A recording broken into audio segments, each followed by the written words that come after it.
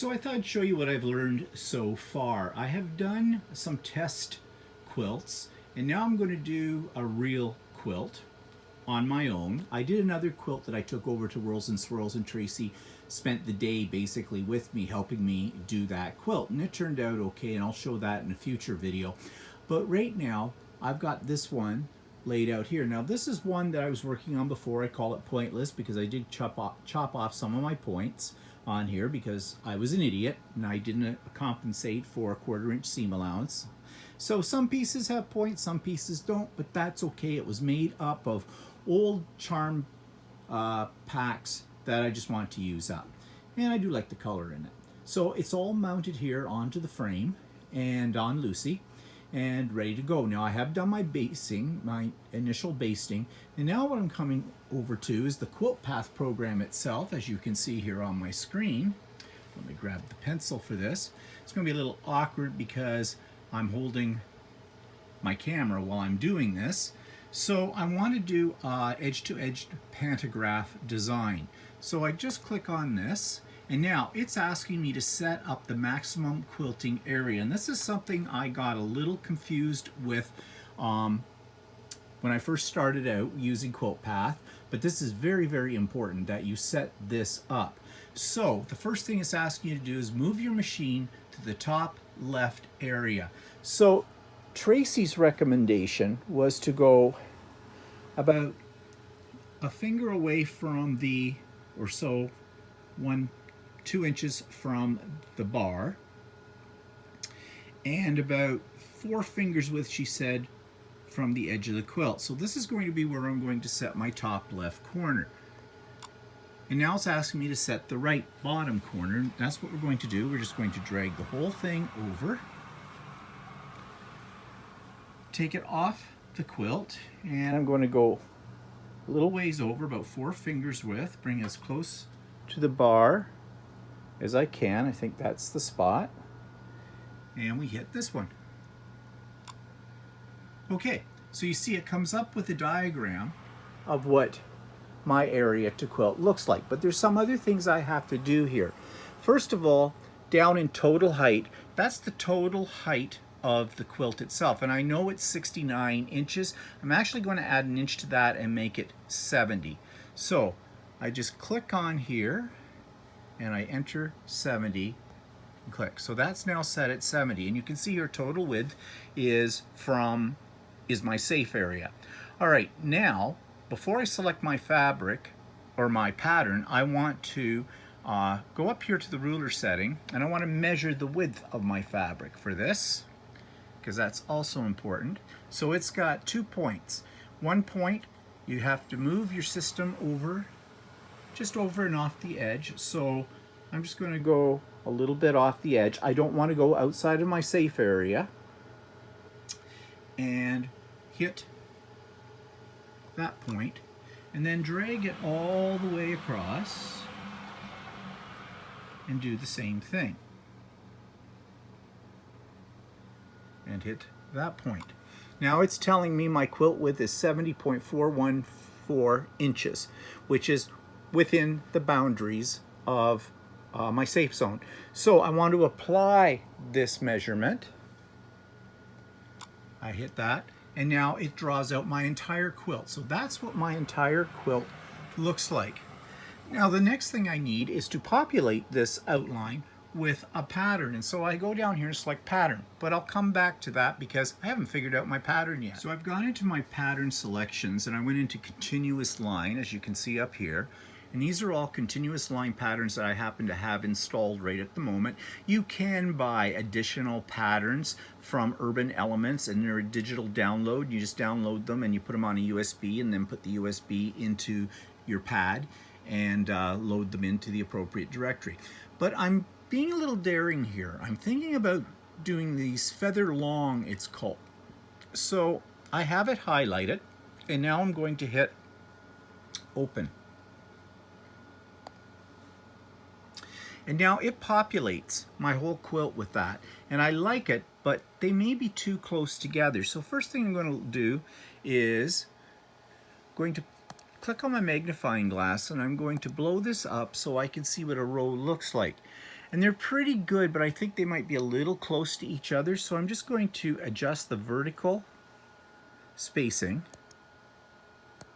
until they just separate a little bit. I think that looks pretty good. Now I can hit pattern fill down here, and I'll be honest, at this point in my learning curve, I'm not really sure what this does. I've got to read about it, but I have used it in the past, so it didn't look like it changed anything. Now I'm just wondering, I've got pieces that are kind of cut off at the top and the bottom. So is that going to bother me? Well, not if it goes right to the edge, it's not, but down here at the bottom it will. So I'm not sure. I can do pattern height. Where's pattern height for you?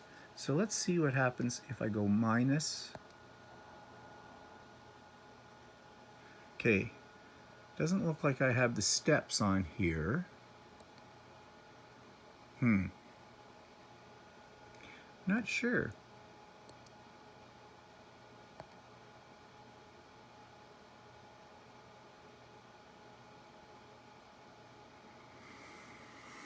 And pattern height, it's giving me some measurements here, 5.3 inches.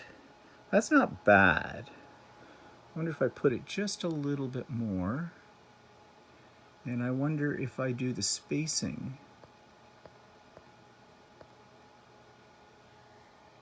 That's touching now, I don't want that.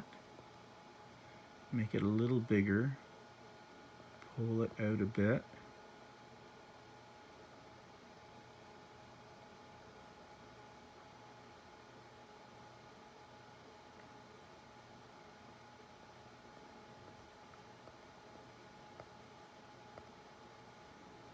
Okay, that doesn't look too bad right there. Now before I sew it, I will do something called trace, and I'll show you what that is in a moment. But that's looking not too bad. So let's go up here, fit, and there's what my overall pattern is going to look like. Now I'm thinking, is this going to be too dense? Well, no, there's about 1, 2, 3. Okay, I'm a little worried about those top rows. I don't know if that's going to give me a ghost row or what it's going to do, but I'll trace it out and see.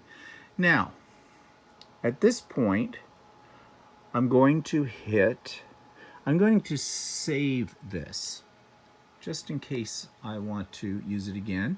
And I'm going to call it Feathers 1, enter, get rid of that, save. Okay, that is now saved. Saving is very important. If you want to come back and do anything to it, you should save every step along the way, I think. I think that would be a safe thing. Kind of like doing a document, you know, in your word processor. You should save every so many, 10, 20 minutes or so if it's a really important document. So if the power goes out or whatever, you'll be fine. All right, so I'm going to now go to this part that says sew in zones. Okay, now it's asking me, would you like to save this zone sewing session? This is especially recommended for large projects that may not get finished in a single session, and you should always say yes to that. And I'm just going to save it. Okay, I don't see the word coming up, but let's go to auto save zone projects. Okay, well, let's just call it Feathers. Oops. Help if I spelled correctly. Feathers. Oh, feathers. Okay, it's a little difficult to type on this and hold the camera at the same time. At least that's my excuse, and I'm sticking to it. Feathers 1. Enter. Get rid of that. Save. Okay, now it's taken me to the placement screen. Now, one thing, you see it's only going to do 1.5 rows at this. Okay, it wants me to put this as close to center as I can. Well, that's at approximately, that would be right, let's see, there's a block here and a block here, block here. So right here about the middle of this block and just above, right there. Now you want to stay inside that quilt zone, but it'll tell me if I haven't. Okay. and I'm okay. You see the red lines around there? That's my quilt safe area, and then I've got my pattern. Now, what I want to do is, these are jump lines, and I don't really want those. Although it wouldn't really bother me on either end because that's going to be off the quilt. But when I move this pattern up, I don't want those on there. So if I go into, now I'm trying to remember here, optimize up here. And it's got all kinds of things on here, but let's go down to remove all. Okay, they're all gone. All right, that's a good thing. Now, we just go okay. Now I want it to check that this is going to move from left to right, go down, right to left. So Zone Manager,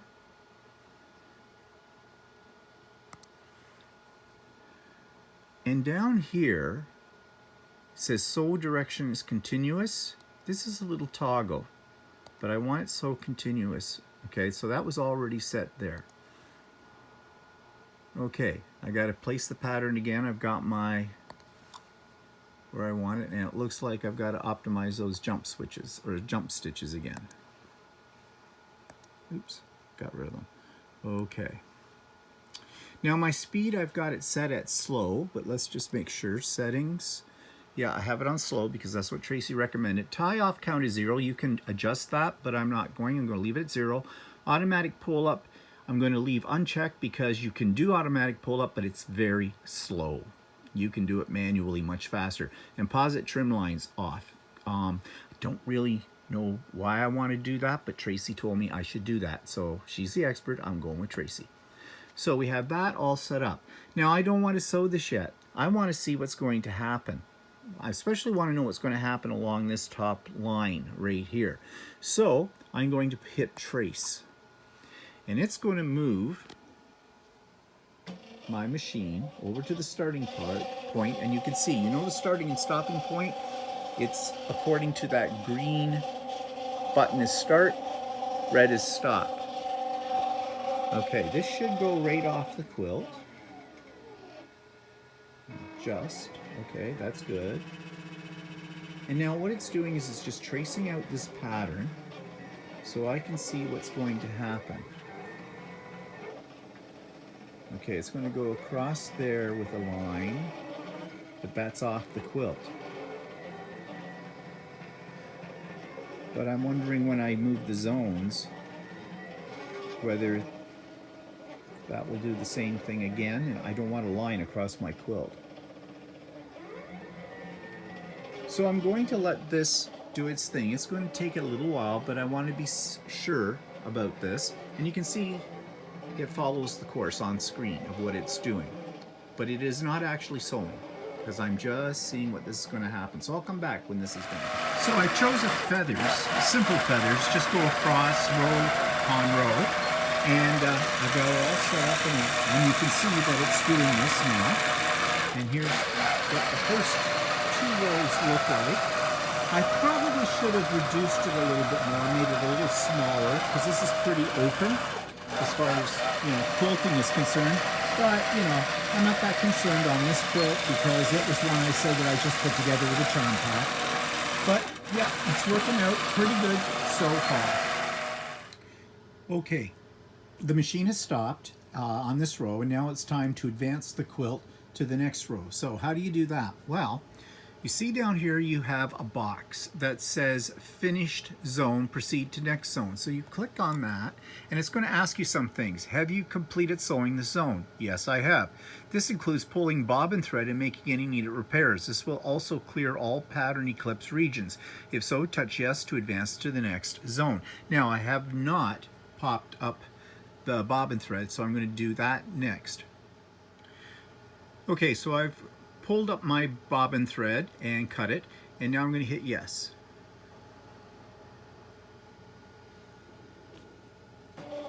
And the machine is going to move, and it's going to an area in the center of the quilt that I have to mark with a little piece of tape. Now there's different ways you can mark your placement for rolling your quilt ahead, but Tracy recommended to me that I use painter's tape, and so that's what I'm going to do. So I'm going to get a piece of that, and I think I'll have to put down my phone for this.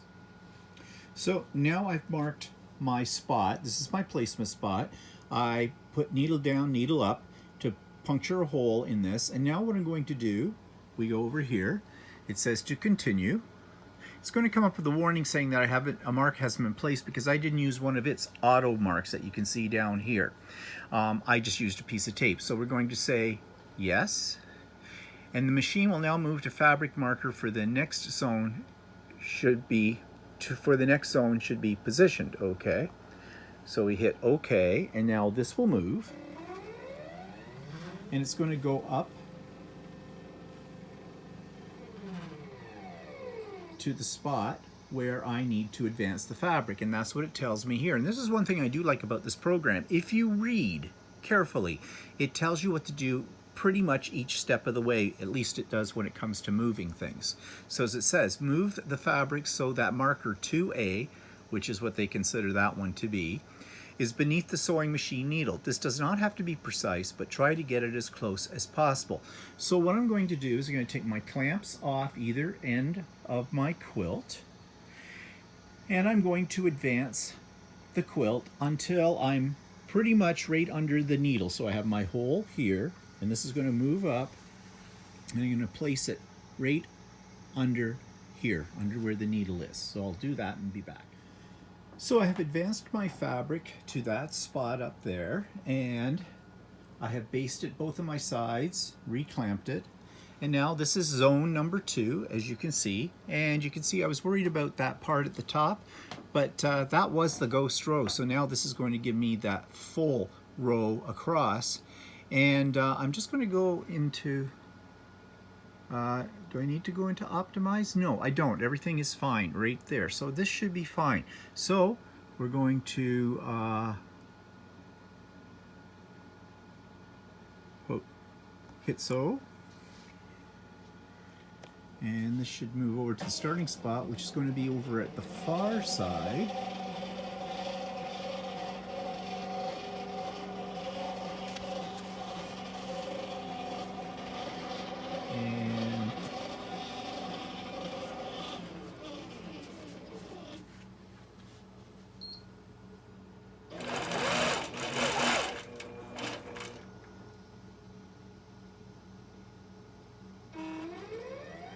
It's got a little jump stitch, but I don't care because that's off the quilt. Oops, and I just had a problem with the thread, so I've got it. So I fixed the little problem that I had with the thread breaking. It was a bobbin problem, so I just took that out, reset the bobbin, and it's picked up where it left off, and sewing away the second row. And it looks like 2 rows of these feathers take about 10 minutes to complete. So I've got a fair amount of quilt to go, so this is going to take the afternoon. It's going to take at least, I'd say a couple of hours probably. Maybe less, but we'll see. So we have finished the second row, but now it's time to go to the third row, or third zone I should say. Each zone has 2 rows of the feather design, and we're back to this where it says finish the zone, proceed to the next zone, and do the same thing. I'll move to the next zone, I'll mark it with some tape, I'll move up the quilt, I'll base the sides of the quilt. I'll also check my bobbin to make sure. I probably need to add another bobbin, a new bobbin into this at this point, and it's a good idea, according to Tracy at Whirls and Swirls, to check after each zone to see what your bobbin situation is. It'll give you an idea of when you're going to need to change your bobbin, and you can probably avoid running out of thread in the middle of your quilt if you do that. There is a way, but I haven't got there yet, to, if that happens, how to match it up. Tracy did show me very quickly the other day when I was at her place, but that is something I will have to try on my own at some point, and it will happen at some point, pretty sure. Also, if you notice, I've using a different foot on here. This one is a scoop foot, and Tracy has it on all her machines at Whirls and Swirls, and it is pretty good because it will keep from you know, the foot going underneath your fabric in some spot where it might be a little higher or on an edge, for example. So I thought, yeah, this is a good idea, especially when you've got a system that's automatically doing things. It could be a real disaster if that foot gets caught under, say, a seam comes apart or something like that, and it gets underneath the quilt top. So I purchased one of those. They weren't particularly inexpensive. It was about $89 Canadian. But given what feet cost for even a domestic sewing machine, that's pretty much in the ballpark, I guess. But I think it's a must-have, and so I'm glad that I did buy it.